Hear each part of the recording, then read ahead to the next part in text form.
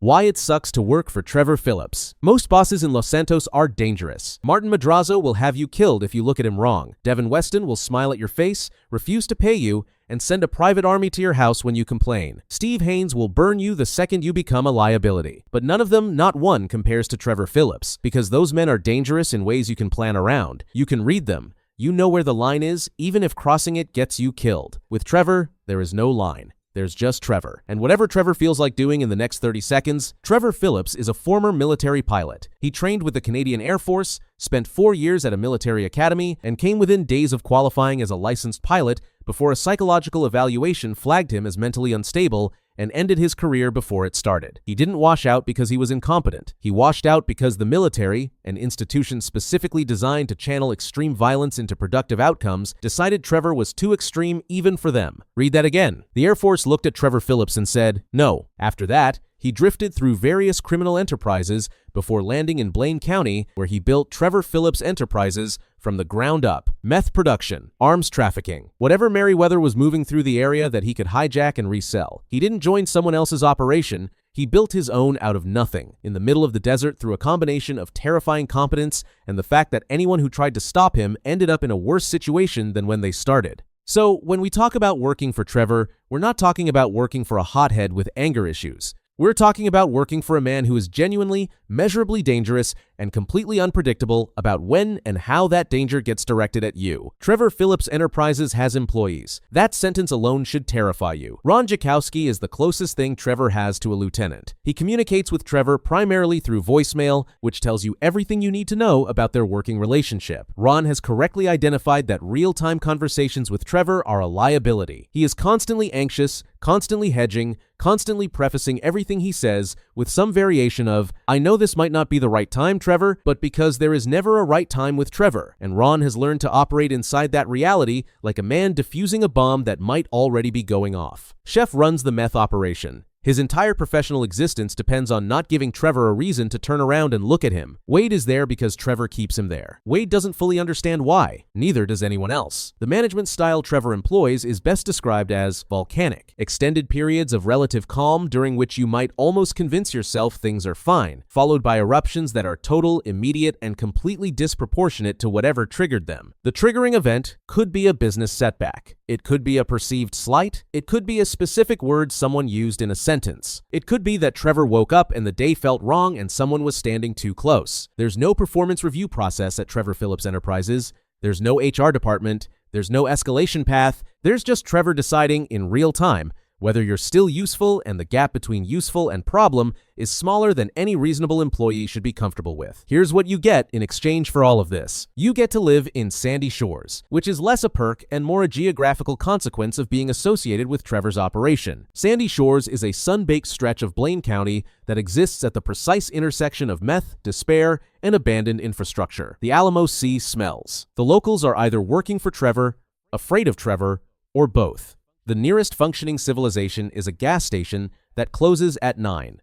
You get paid sometimes. Trevor's operation generates real revenue. The arms deals, the meth production, the various schemes that Michael and Franklin get pulled into, there's money moving through Trevor Philips Enterprises. Whether any of it reaches you in a reliable, predictable way is a different question entirely. Trevor's relationship with financial obligation is complicated by the fact that he doesn't really respect financial obligation as a concept. And you get Trevor's loyalty, which is genuine, which is fierce, and which means absolutely nothing on the days when Trevor decides it doesn't. Because Trevor's loyalty operates on Trevor's terms, in Trevor's time frame, according to Trevor's internal logic, he will go to war for the people he considers his. He will also, in the same week, terrorize those same people in ways that leave permanent psychological damage. Both things are true simultaneously, and neither one cancels the other out. Let's talk about what can actually happen to you on the job. The Lost MC are a constant threat to Trevor's operation in Blaine County, which means they're a constant threat to you. Not because they're more dangerous than Trevor, but because being caught between Trevor and the Lost MC is a position with no good exits. You're either fighting them because Trevor told you to, or you're caught in the crossfire of a beef that started before you arrived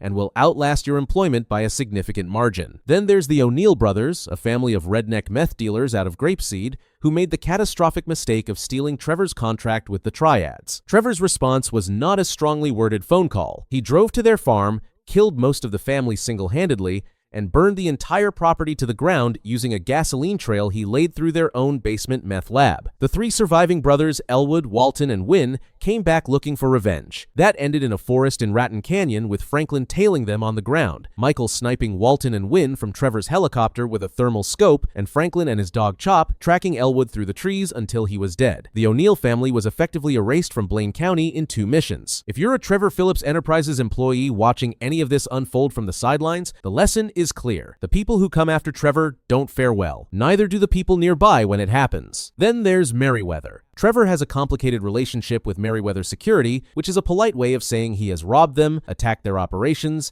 hijacked their cargo, and generally treated a private military corporation as a recurring side quest. Merryweather has helicopters. Merryweather has armed response teams. Merryweather does not forget. Working for Trevor means inheriting all of his enemies, none of his immunity, and absolutely none of his ability to absorb punishment and keep moving. And then there's the simplest hazard of all, Trevor himself. The man is a direct physical threat to his own workforce, not because he's plotting against them, but because Trevor exists in a permanent state of potential escalation, and sometimes you're just nearby when it tips over. There is also one thing to keep in mind. You can't quit Trevor Philips Enterprises. Not really. Not in any way that involves walking out the door, moving to another city, and resuming a normal life. The off-ramp doesn't exist. Partly, that's geographical. Sandy Shores is isolated by design. Trevor's operation functions in a place where visibility is high and strangers get noticed. You know where the meth lab is. You know the distribution routes. You know the names. That information doesn't become less dangerous just because you'd like to stop being involved. But mostly, it's Trevor. Because Trevor doesn't process departure as a neutral event, he processes it as a betrayal. And betrayal, in Trevor's internal economy, is one of the few things that converts him from chaotic and unpredictable into focused and purposeful. A Trevor who is merely angry is survivable. A Trevor who feels specifically wronged by a specific person is a different problem entirely. Michael tried to walk away from Trevor once. He faked his own death, moved to Los Santos, and spent 9 years building a new life under a different name. Trevor found him anyway, and the reunion was not warm. If Michael DeSanta, a man with FIB connections, a new identity, and a house in Rockford Hills couldn't successfully exit a relationship with Trevor Philips, what exactly are your chances? Here's the genuinely uncomfortable part. Despite everything, the volatility, the danger, the complete absence of professional norms, Trevor Philips Enterprises works. The meth operation runs. The arms deals close. The territory holds. When Trevor needs something done at a high level of operational complexity, it gets done because Trevor is, underneath all of the chaos, genuinely good at this. Not good for a criminal. Good. Full stop. The military compound raid, the Merryweather heist, the pivotal role he plays in the Union Depository score. These aren't flukes. They're the output of someone who, when the situation demands actual competence, delivers it with frightening consistency, which is the final, most disorienting thing about working for Trevor Philips. He's worth it.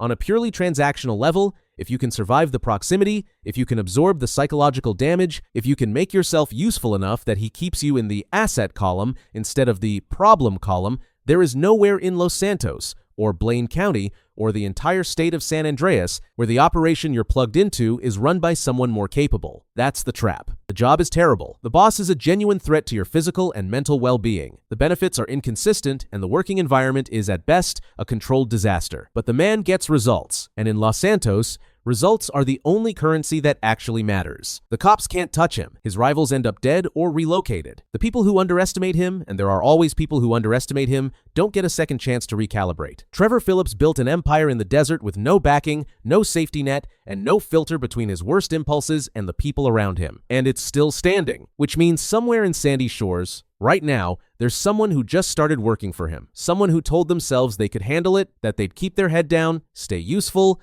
and get out when the time was right. They won't, but they'll find that out on their own. If you think it sucks to work for Trevor Philips, wait until you understand what it's like to be the person on the other side of that chase. The one in the uniform, the one following protocol. Next video, why it sucks to be a police officer in Los Santos.